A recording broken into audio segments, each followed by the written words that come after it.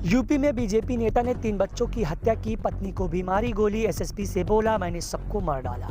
UP में दिल दहला देने वाली वारदात सामने आई। यूपी के सहारनपुर में भाजपा नेता ने पत्नी और 3 बच्चों को गोली मार दी। इसके बाद उसने खुद पुलिस को फोन करके कहा, मैंने अपनी बच्ची को गोली मार दी है।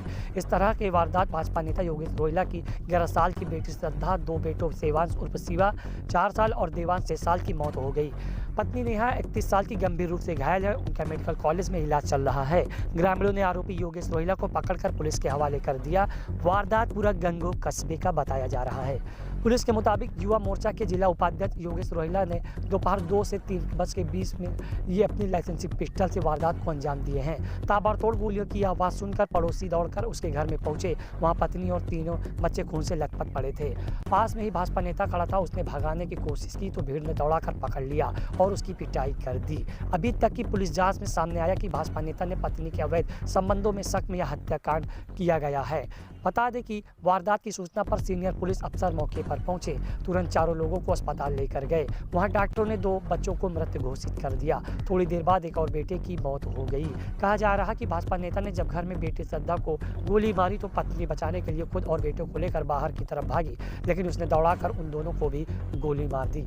एसएसपी रोहित सिंह साजवान ने बताया कि आरोपी योगेश रोहिला ने पुलिस को फोन करके बताया कि उसने अपनी पत्नी और 3 बच्चों को गोली मारी है। वह अपनी पत्नी के कैरेक्टर को लेकर परेशान था, इसलिए उनसे लाइसेंसी पिस्टल से चारों को गोली मार दी है। आरोपी हिरासत में है। उसकी लाइसेंसी पिस्टल को जब्त भी कर लिया गया है।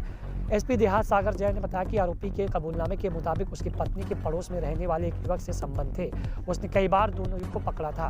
पत्नी को उसने इसे लेकर समझाया भी था, लेकिन वह नहीं मान रही थी। इसी बात पर पिछले 2-3 महीने से दोनों के बीच झगड़ा चल रहा था। भाजपा नेता ने पुलिस को बताया कि शनिवार को भी इसी बात को लेकर उसका पति झगड़ा से हुआ था।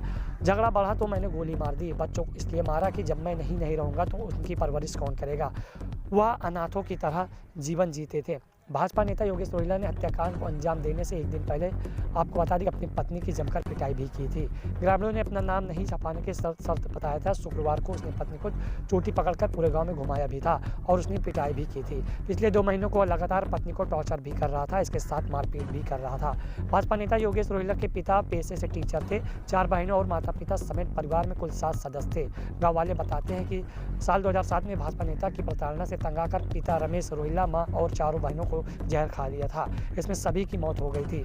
तब पुलिस ने शव को जलाती चिता से निकालकर पोस्टमार्टम करवाया था। इस मामले में योगेश रोहिला समेत 60 लोगों के ऊपर मुकदमा भी दर्ज हुआ था। वहीं योगेश की पहली शादी साल 2013 में हुई थी। इसके बाद 2015 में उसकी पहली पत्नी भी सांगीन परिस्थितियों में मौत हो गई थी। लोगों का कहना है कि उसे भी जहर दिया गया था, लेकिन योगेश की राजनीतिक पकड़ के चलते मामला खुल नहीं पाया है। फिलहाल मामला जांच किया जा रहा है। पुलिस गहनता से जांच कर रही है। एंकर भोलू जहांगीर के साथ ब्यूरो रिपोर्ट, आशीष तिवारी, फाइटर टुडे।